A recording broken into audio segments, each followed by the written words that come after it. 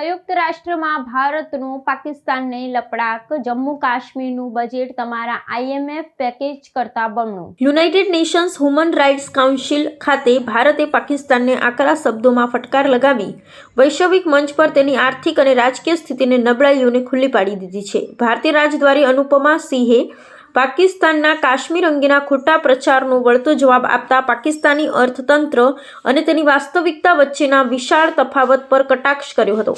સંયુક્ત રાષ્ટ્ર માનવ અધિકાર પરિષદના સત્ર દરમિયાન પાકિસ્તાને ફરી એકવાર જમ્મુ કાશ્મીરનો મુદ્દો ઉઠાવવાનો નિષ્ફળ પ્રયાસ કર્યો હતો, જેના જવાબમાં ભારતીય રાજદ્વારી અનુપમા સિંહે રાઇટ ઓફ રિપ્લાય હેઠળ પાકિસ્તાનને જડબાતોડ જવાબ આપ્યો હતો.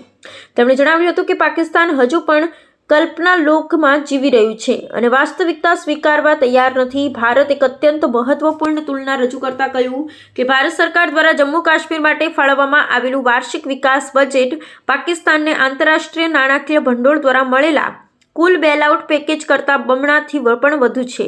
આ નિવેદન પાકિસ્તાનની કથળતી આર્થિક સ્થિતિ અને ભારતની પ્રગતિશીલ નીતિઓ વચ્ચેનો તફાવત વૈશ્વિક પ્રતિનિધિઓ સમક્ષ સ્પષ્ટ કરી દીધો છે.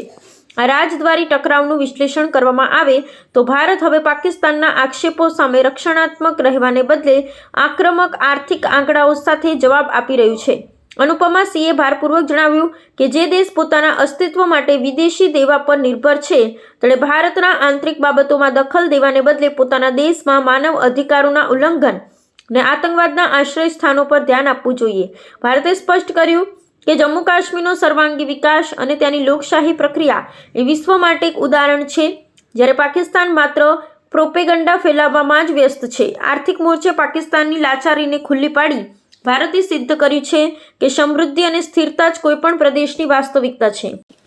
Mr. President, if the Chenab Rail Bridge, the world's highest bridge inaugurated in Jammu and Kashmir last year is fake, then Pakistan must be hallucinating or living in the La La land. Or maybe Pakistan finds it unbelievable that the developmental budget of Jammu and Kashmir is more than double the recent bailout package they sought from the IMF. Mr. President, to conclude, despite Pakistan's efforts to destabilize the region through relentless state-sponsored terrorism, Jammu and Kashmir continues to surge ahead, politically, economically, and socially. Pakistan would do well if it focuses on fixing its deepening internal crisis than to mask them with grandstanding at such platform. The world can certainly see through its charade. Thank you.